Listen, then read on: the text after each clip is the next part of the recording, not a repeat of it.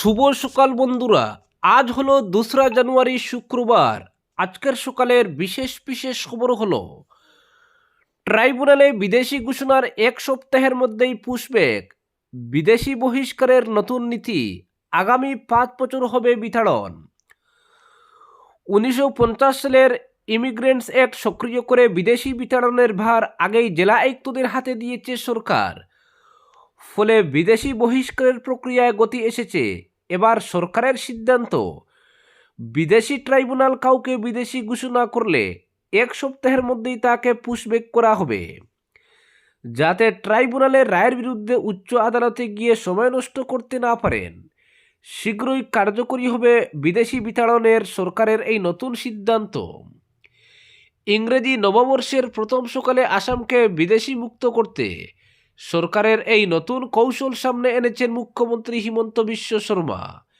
তিনি মনে করেন গত 5 বছর যদি উচ্ছেদের বছর হয়ে থাকে, তাহলে সরকারের এই সিদ্ধান্তের ফলে আগামী 5 বছর হবে বিদেশি বহিষ্কারের বছর। 5 বছরে বিদেশির বোঝা অনেক কমবে রাজ্যে। তাছাড়া ঘোষিত বিদেশিদের পুশব্যাক প্রক্রিয়ায় গতি এসেছে। গত কয়েক মাসে প্রায় 2000 বিদেশিকে পুশব্যাক করার কথা জানিয়েছেন মুখ্যমন্ত্রী। বিদেশি ট্রাইব্যুনালের রায়ের বিরুদ্ধে হাইকোর্টে আবেদনের সুযোগ রয়েছে। হাইকোর্টের রায়ে কেউ সন্তুষ্ট না হলে সুপ্রিম কোর্টের দরজায়ও যেতে পারেন। কিন্তু উচ্চ আদালতের বিচার প্রক্রিয়ায় অনেক সময় নষ্ট হয়। ফলে বিদেশি ঘোষণার পরও বছরের পর বছর ধরে ভারতে থেকে যাওয়ার সুযোগ পায় অনেকে।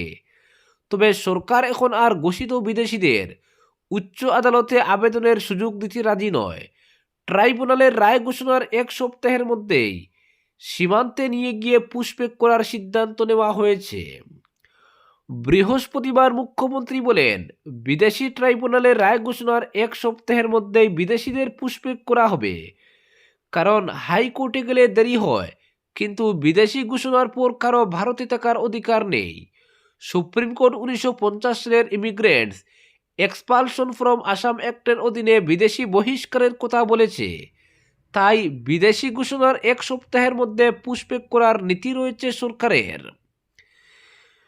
বিদেশি বহিষ্কার প্রক্রিয়ায় শ্লথতা নিয়ে মুখ্যমন্ত্রী বলেন, আসাম চুক্তি কিংবা বিদেশি আইনে কোথাও বিদেশিদের কিভাবে বহিষ্কার করা হবে তার উল্লেখ নেই।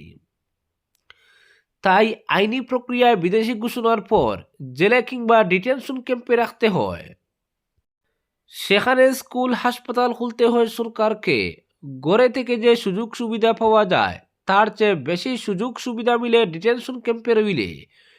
বিদেশি বহিষ্কারের জন্য বন্দি প্রত্যার্পণ চুক্তিরও প্রয়োজন হয়।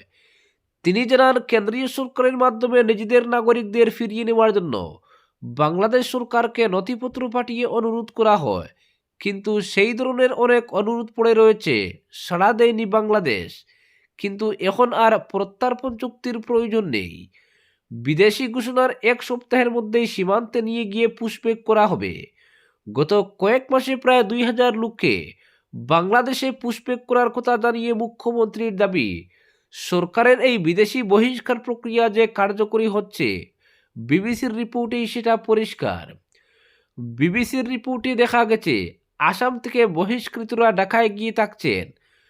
ভাঙ্গা অসমিয়া ভাষায় কথা বলছেন কেউ কেউ, কারণ 1971 সালের পর অনেক বছর আসামে থেকে অসমিয়া শিখেছেন। অপরদিকে বোরাপানি 5 গ্রাম সড়কের টেন্ডার ফেব্রুয়ারিতে, 48 মাসে শেষ হবে কাজ। দুর্ভোগের দিন শেষ হচ্ছে।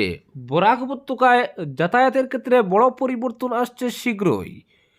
মেঘালয়ের বোরাপানি থেকে বরাকের 5 গ্রাম অবধি এক্সপ্রেসওয়ে নির্মাণের জন্য ফেব্রুয়ারি মাসেই টেন্ডার ডাকা হচ্ছে। ইতিমধ্যেই জমি অধিগ্রহণের কাজও শুরু হয়েছে। টেন্ডারের মাধ্যমে কাজের বরাত দেওয়ার 48 মাসের মধ্যে শেষ হবে ওই এক্সপ্রেসওয়ে নির্মাণের কাজ। তখন গুয়াহাটি থেকে মাত্র 6 ঘন্টায় বরাকে পৌঁছানো সম্ভব হবে। বছরখানেক আগেই, কয়েক মাস আগেই মেঘালয়ের বোরাপানি থেকে 5 গ্রাম অবধি হাই স্পিড করিডোর নির্মাণের কথা ঘোষণা করেছে সরকার। গত ফেব্রুয়ারিতে অনুষ্ঠিত বিনিয়োগ সম্মেলনে অ্যাডভান্টেজ আসাম 2.0তেও কেন্দ্রীয় সড়ক পরিবহন মন্ত্রী নীতিন গাডকারি জানান, শীঘ্রই বোরাপানি থেকে 5 গ্রাম এক্সপ্রেসওয়ের টেন্ডার ডাকা হবে। বৃহস্পতিবার সেই প্রকল্পের অগ্রগতির কথা জানিয়েছেন মুখ্যমন্ত্রী হিমন্ত বিশ্ব শর্মা। তিনি জানান, বোরাপানি থেকে 5 গ্রাম অবধি এক্সপ্রেসওয়ের 85% পড়েছে মেঘালয়ে, বাকি 15% আসামে। ইতিমধ্যেই রাজ্যে শুরু হয়েছে জমি অধিগ্রহণের কাজ। মেঘালয়ে হিলস কাউন্সিলের অধীনে পড়েছে ওই এলাকা, ফলে সেখানকার জমি অধিগ্রহণের নিয়ম ভিন্ন।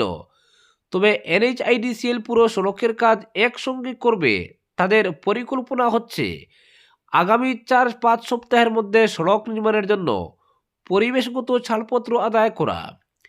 ফেব্রুয়ারির মধ্যেই টেন্ডার ডাকা হবে ওই প্রকল্পের। মুখ্যমন্ত্রী বলেন, টেন্ডার প্রস্তুত, পরিবেশগত ছাড়পত্র পেলেই ইস্যু করা হবে। টেন্ডারের মাধ্যমে কাজের বরাত দেওয়ার 48 মাসের মধ্যে শেষ হবে বোরাপানি থেকে 5 গ্রাম এক্সপ্রেসওয়ে নির্মাণের কাজ। ওই সড়ক নির্মাণের কাজ শেষ হলে গুয়াহাটি থেকে মাত্র 6 ঘন্টায় পৌঁছানো যাবে শিলচরে। এর ফলে গোটা বরাক উপত্যকা আসামের বাকি অংশের আরও কাছাকাছি আসবে। তাছাড়া দেশের বাকি প্রান্তের সঙ্গেও যাতায়াত সুগম হবে। অপরদিকে 20 ফেব্রুয়ারি একসঙ্গে অরুণোদয়ের 8,000। 1 ফেব্রুয়ারি থেকে চালু হচ্ছে নিযুত বাবু প্রকল্প। ইংরেজি নতুন বছর রাজ্যে নির্বাচনের বছর।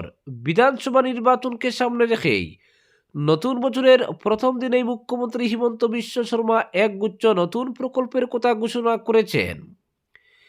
এর মধ্যে রয়েছে রাজ্যের অরুণোদয় সুবিধা প্রাপকদের বিহুর উপহার, ছাত্রদের নিযুত বাবু প্রকল্পের সুবিধা। বৃহস্পতিবার নতুন দিনের আলাপ শীর্ষক অনুষ্ঠানে মুখ্যমন্ত্রী শর্মা জানান, নির্বাচনের সময় অরুণোদয় প্রকল্পের সুবিধা প্রদান নিয়ে বিতর্কের সৃষ্টি হয়। নির্বাচনী আচরণবিধির দোহাই দিয়ে অরুণোদয় প্রকল্প বন্ধ করার কথাও বলেন অনেকে। তাই তার সরকার বিতর্কের ঊর্ধ্বে উঠে অরুণোদয় প্রকল্পের সুবিধা একসঙ্গে 8,000 টাকা 20 ফেব্রুয়ারি দিয়ে দেবে। জানুয়ারি থেকে এপ্রিল এই 4 মাসের অরুণোদয় প্রকল্পের সুবিধা সহ বিহুর উপহার হিসেবে 3,000 টাকা দেওয়া হবে ঘোষণা করেন মুখ্যমন্ত্রী। অর্থাৎ মাসে 1250 টাকা করে জানুয়ারি থেকে এপ্রিল 4 মাসের অরুণোদয় 5,000 টাকা ও বিহুর উপহার 3,000 মিলিয়ে একসঙ্গে 8,000 টাকা দেওয়া হবে। নতুন বছরে ছাত্রদের জন্য নতুন প্রকল্প নিযুত বাবু ঘোষণা করেছেন মুখ্যমন্ত্রী। তিনি বলেন, ছাত্ররা এতদিন বাবু প্রকল্পের জন্য নীরব দাবি করে এসেছে, তাই তাদের প্রতি লক্ষ্য রেখে রাজ্য সরকার ছাত্রদের জন্য নিযুত বাবু প্রকল্প ঘোষণা করে। নিযুত বাবু প্রকল্পের অধীনে স্নাতক শ্রেণীর ছাত্ররা মাসে 1,000 ও স্নাতকোত্তর স্তরের ছাত্ররা মাসে 2,000 টাকা করে পাবে। 1 ফেব্রুয়ারি থেকে এই সুবিধা মিলবে। যেসব অভিভাবকের আয় 4 লক্ষ টাকা বা তার নিচে, কেবল সেই সব পরিবারের ছাত্র নিযুত বাবু প্রকল্পের সুবিধা পাবে বলে উল্লেখ করেন মুখ্যমন্ত্রী। আজকের বিশেষ সংবাদ এখানেই সমাপ্ত।